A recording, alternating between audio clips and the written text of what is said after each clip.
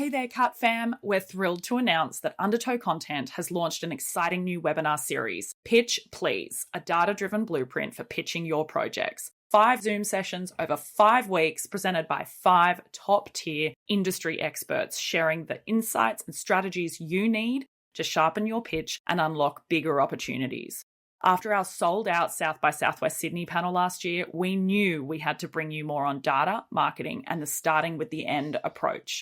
So we're diving deep into those topics and giving you a blueprint to create your perfect pitch and take you to the next level. To celebrate the launch, we're giving away 2 free Series Pass packages, which includes all 5 webinars plus a one-on-one mentoring session with the Undertow team. Want in? Head to Undertow's Instagram account at Undertow Content and comment Pitch Please on the pinned post. Entries close midnight, April 11. Full entry details and T&Cs are on our website. Let's elevate those pitches together. Good luck! An Undertow Content podcast. Undertow Content acknowledges the traditional custodians of the land on which we are recording this podcast. We pay our respects to elders past and present and extend that respect to all Aboriginal and Torres Strait Islander people Australia-wide.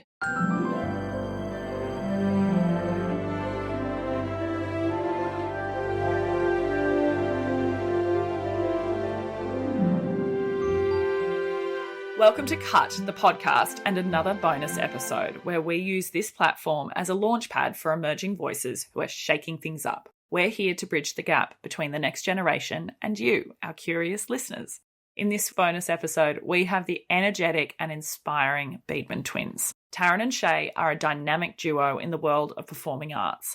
With a background in acting, writing, and producing, they have made a mark in the entertainment industry through various mediums. Having appeared in numerous TV commercials and series both together and individually, the twins have honed their skills and built a strong presence on screen. One of their notable projects is the comedy web series Risk or Benefit, which has captivated audiences, including gaining a significant following on Instagram for its hilarious skits. Their creative talent also shines in the sci-fi action realm, with their latest creation Fuse being featured on the popular YouTube streaming platform Dust, amassing over 80,000 views collectively. What really makes Taryn and Shae stand out is their stunt training that is showcased in Fuse. With a strong background in dance, these two are also entrepreneurs running their own performing arts business, Future Stars Media. Currently, Taryn and Shae are delving into new territories, writing a fresh action rom-com feature. Here's our chat.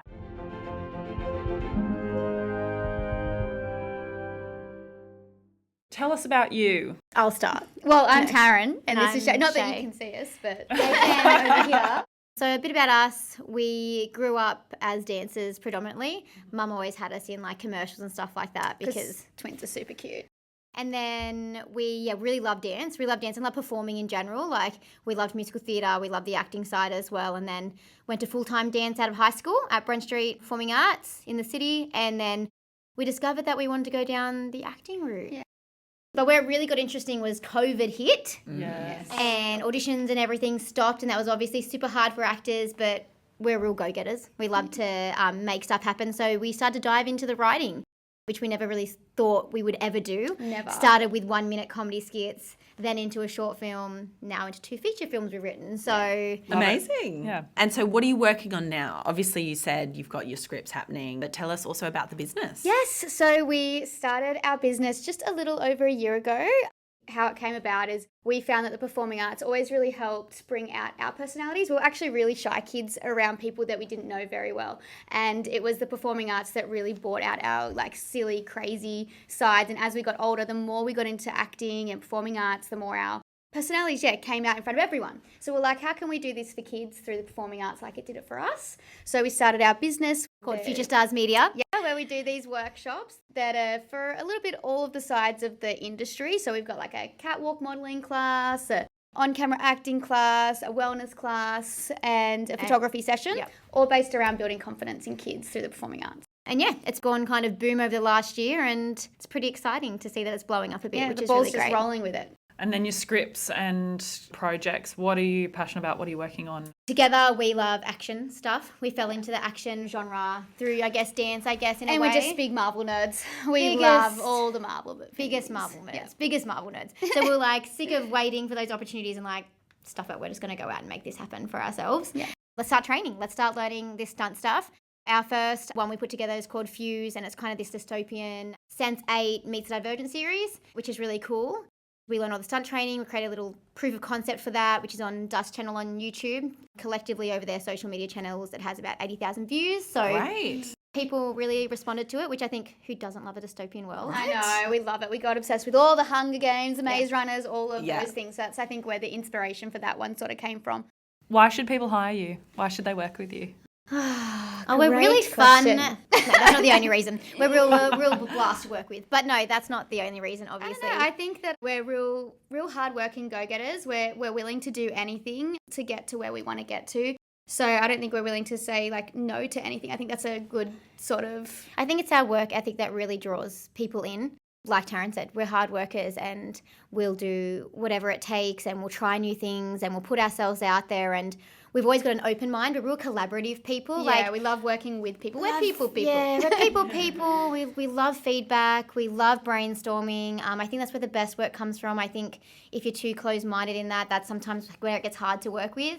Where we're really open-minded and we love working with people and we love sharing ideas together and creating something together and having fun, not taking ourselves too seriously. I think that's another thing. Like, it's a big business we're working in, and no matter what business you're working in, if you take it too seriously, then it just takes the fun out of it, passion out of it, and the fun out of it. And we're very passionate people, as you can see how we're talking. Yeah, but you're right. We're not saving lives, are we? We're telling stories, and it's fun. It's good. It's fun. It's inspiring, and I think people should work with us because we're fun. And we don't take ourselves too seriously. I also really like your business owners as well. So you have an entrepreneurial spirit. You know what a hustle is.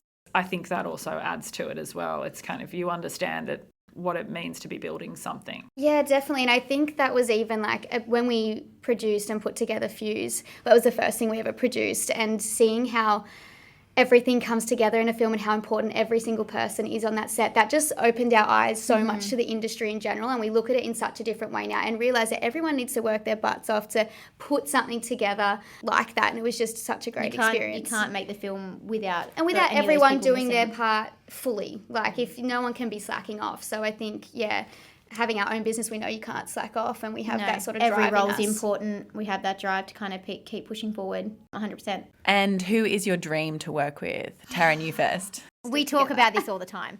We have our big vision boards. We have these people are on our vision board, so we're pretty clear with these. I will go with Margot Robbie. We're going to go with both Aussies because we love supporting Aussies. I think it's, it's hard. You're coming all the way from over here, and if you can make it over in America or internationally, it's a huge thing. So obviously Margot Robbie's incredible. She's like the ultimate boss woman in our industry, going from Neighbours, now owning her own production company, being the biggest movie star in the world, all while being early 30s. So, you're just like, girl. And she seems like a real fun person. I feel like we'd get along really well. I think she doesn't take herself too seriously. Like, I think she looks like she's a fun, bubbly person. You're like, I'd love to be around you. Like, I'm sure you're a great human. Shout out to Margot. Yeah, I love Margot. And then other one is Hugh Jackman. We love Hugh Jackman. Literally when we went to LA, like the first person I looked for on the star, like Walk of Fame was Hugh Jackman, and getting a photo with my Hugh Jackman star. Because we grew up dancers as well, so he's the ultimate triple threat. The boy from Oz, right? He is. He's just everything, and I really want him to play my dad in something one day. It's just my goal. It's my dream. We can be your twin daughters, Hugh. We can look young enough. And again, I love his story of, I've listened to a lot of interviews with him and how he was really willing to he was ready to give up on acting, and he said, about 30. Yeah, he said, I'm going to wait till I'm 30 and then I'm going to give up. And he got to 30 and he still hadn't made it. And he called his mum, and she was like, stay in LA for 6 more months. 6 months passed, and then he got the audition for Wolverine, and his whole life changed, and he's now Hugh Jackman. Mm-hmm. And I think that's just like, for such a tough industry for actors, where it can feel like it's just taking forever to get that opportunity, just the not giving up and you showing what you can do. Staying patient through the tough times, and just work hard, and then the right opportunity and the stars will align. And it is so much about luck. It is. It really is, and it's really tricky being a performer or being anyone in our industry. But so many roles in our industry are reliant on somebody else's opinion and somebody else choosing you. And it's really tough. And it's personal preference. Like they could just be like, but I like the look of her better. Like she's got these beautiful green eyes. And that's, Brown, I guess that's going to be the hardest thing. Very subjective. Yeah, and it's hard to not then take it personally, being like, why not me? But that's the thing, if you want to, I guess, last in this industry, you have to not take it personally and realise there's so many different factors that go into casting something. But also, you're creating your own opportunities as well. So that's like a step ahead of everyone else. Well, I think that's what's so important is like for any actor, and I think even Ryan Gosling has said a million times, like actors just start writing, even if you're not a writer, or just film something, or just do a skit, or just stay busy because, and Emma Stone said this too, like, when the right opportunity comes, it is meant for you. But you've got to be in it still. You've got to be doing stuff. You've got to be putting yourself out there because you don't know where it's going to come from. Yeah. It's just going to come from, it could come from where you were never expecting it, like ever in your life to go from this to this in that direction. That's just the way that it ends up, the universe or the stars align in that way for a reason. Keep creating those opportunities for yourself, not just sitting around waiting. There's no point waiting around in this industry. It's too much of a hustle. Too many, and there's too many good actors. There's so many good actors. Yeah. So it's something that we would never have heard about or had their chance yet or had their shot yet. There's so many amazing actors out there. You need to be in it. So you just got to be doing what you can do to make it happen for yourself as well. You have to be able to create your own work.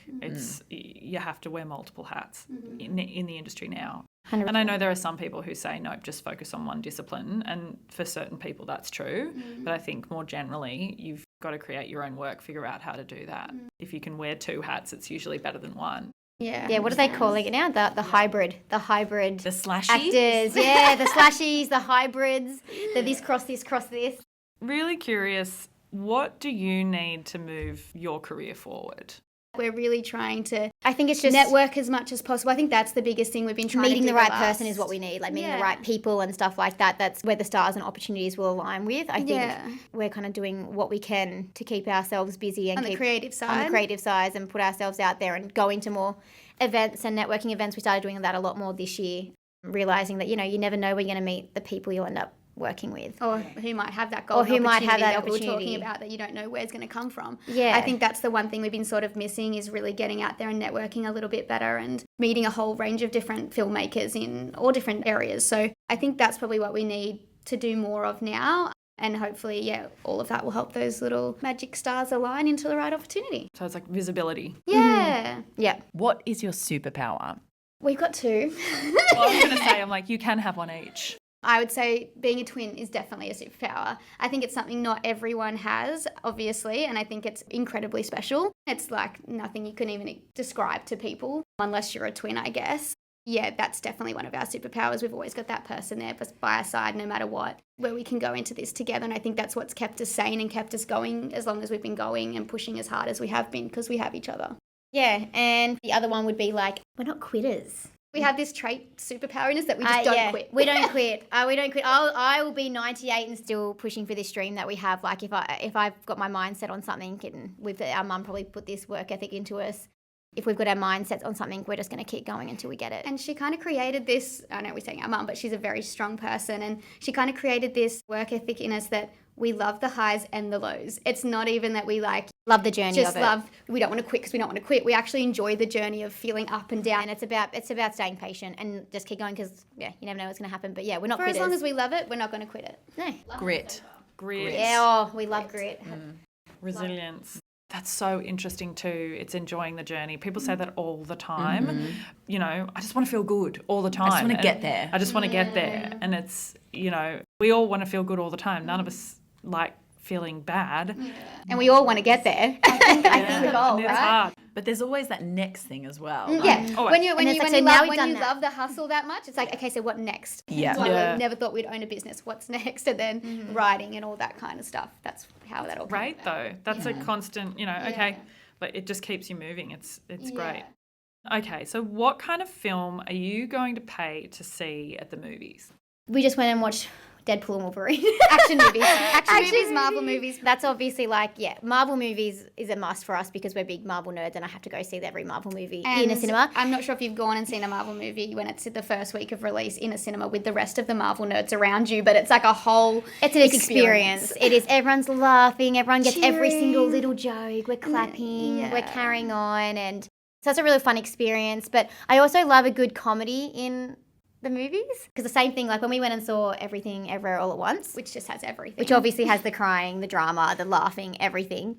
There was, you feel it in the cinema. We saw it twice. Everyone's laughing. Yeah, we saw it twice. Everyone's laughing together. Everyone's you can hear sniffling the together. sniffles Like coming. I think it's that experience. that's the part of it. I think if you can see a movie in the first couple of weeks that it's out, I think that's the goal really, because then you can really get that experience with a full cinema and have everyone's emotions that you're kind of feeling and the energy and stuff like that makes it a real special experience. Yeah, that's great to know because that's what everyone's talking about. I want to go to the movies for an experience. A shared experience. Experience. And with people that you strangers, don't like know. that's the thing, it's with strangers and you're having that experience with people you'll never probably ever see again. Yeah, but it's just cool There's like having these that energies. experience. Yeah, it's like the energy in there. Do you think you could get that same experience if you went for like a small indie film? If the people who are there are passionate about small, like indie It's a- yeah. films, then yeah, why not? Like they're the people going to see it in the movies, and Everything Everywhere All at Once like was Unusual and a bit quirky. and a bit quirky and probably a bit more in terms of story like an indie film. But look at how much that blew up. Or something like Talk to Me that wasn't really That low would be budget indie scary film. to see in the I know cinema. everyone loves seeing the horror, but me and Shae way too scared. We're big scaredy cats when it comes to horror, but I'm sure it would have been amazing to see in the cinema. But I think if you're passionate about it, then you can probably have that same experience with any movie. Yeah. What are you watching and where are you watching it? It's so random, but I'm actually watching The Walking Dead for the first time. I'm about like 6 seasons in now. So that's on streaming at home. Thank God it's on streaming at home because it's a bit scary. It's pretty intense and scary, but it's so... I like it because it's actually really character driven, the story, which everyone always said, which is why obviously it blew up. But it was way more character driven than I was ever thinking it would be. And I started watching it, I'm like, wow, these guys are killing it. But yeah, I think it's really fun to watch at home as well because it kind of gets you on the edge of your seat anyway. I guess some shows just have it. They can do it anywhere. They've got it. They've got that energy wherever they need it to be. And that's on streaming. That's on streaming. Yep, that's on streaming. Just going back to the whole Marvel nerd vibe is that I've started watching all of the Marvel movies in chronological order of how it's supposed to go. I do this once a year. Me and Shae, we do this once a year, but I'm doing it for the first time with my partner. And he hasn't watched them that much, so I'm loving like sitting there Watching the and behind the trying scenes. not to talk all the words at the same time. And then we're watching the behind the scenes after every movie as well, which is what got us into the stunts. We were doing this thing during COVID and stuff, and we were watching the behind the scenes, and we're like, I want to do that. Like it's just so cool watching all the stunts and seeing all the actors' personalities and how much fun, again, we're saying how they have on set. None of them take themselves seriously. And I think when we've had so many podcasts about working on a Marvel film and why would that, like, Oscar-winning actor work on a Marvel film? And they're like, because it's fun. They're like, you just have the best time on them. They're massive. They're huge. You always still good to work do hard fun with the things training. too. Like, they're still getting challenged, just in a different way, even if it's not overly story-driven challenge. They're getting challenged in a different way. So that's, I'm doing that at the moment. I remember Chris Pratt took a video of when he was on, I think he was on the set of Endgame when they were all there. And I think he captioned it or he said it in the video. He's like, I could get fired for this. But he took a video of all of the actors in the same place. It was before it had come out, before it was announced, all of that kind of stuff. And you've got Jeremy Renner, Mark Ruffalo. It was amazing, the cast that was involved. The production value of those, that's also another part of it too, isn't it? It's the production value of those kind of films. Yeah, my mum and I did the chronological or whatever it was, and we hadn't got into it that much. And then COVID came. Every day was a different Marvel film. So what do you wish the big wigs knew, like the decision makers, and what is the biggest challenge you find in the industry at the moment? I was going to say one of the biggest challenges at the moment is up-and-coming actors getting seen. I think it's really tough at the moment. This is what I was going to say. Oh my God, twins. I think that's what the biggest challenge at the moment, especially post-strike and post-COVID, is everyone's putting their money into people that they already have really made it big. So I think as those up-and-coming actors being able to get their foot in the door and being like, hey, I'm here. Like, just give me a shot kind of thing. Yeah, the big wigs are a bit scared to take a chance right now, I feel like. That's what it feels like for us anyway. Back when Netflix first started, they were like, we'll take all the newbies. Netflix is still great for that, I feel, because there's so much on Netflix, is that they're willing to look at other people, and people like A24 and stuff like that are always looking for new people. But Yeah, I think some of the big wigs are just like, oh, we're just going to go to our classics because we know they're going to make us money, rather than let's remembering, let's find the next new big thing. Like, let's be those people who discovered someone. And I feel like people used to take that chance a lot more, and I feel like they can go back to doing that now that, you know, we're 4 years post-COVID, we're all starting to hopefully survive the strike. Survived the strike, Maybe it's the time to start taking the chance and be like, okay, who's the where's next big fresh thing meat? we can, where's the fresh meat to throw into this industry? And on that note, give us your pitch.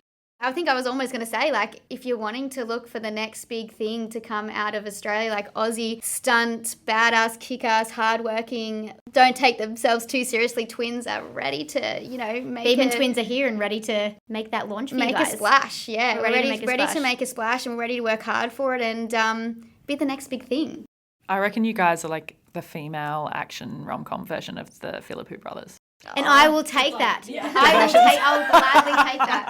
We'll put that out there. Yeah. Putting that into the universe right now. Yeah, let it be so. But yeah, 100%. I think everyone's always looking for the next Aussie stars as I well. feel like twins haven't been around in a long time. Actual twins. Everyone's... The Olsen twins were like the last ones, right? And whenever anyone casts twins at the moment, it's either doubling someone or it's just casting two randos and going, yeah, sure, they're just not close identical. enough. They're close enough. Where I think the public would get a really kick out of being like, okay, let's see what these twins are about. Let's get to know them. Let's dive into their story. Yeah, having a little sneak peek into the life of being a twin. I think that's what all of our stuff is written around as well, is showing just those different twin connections in different areas. And it's fun and it's different. And like I said, not everyone gets to experience it. So we want to share that. And I think audiences would love it.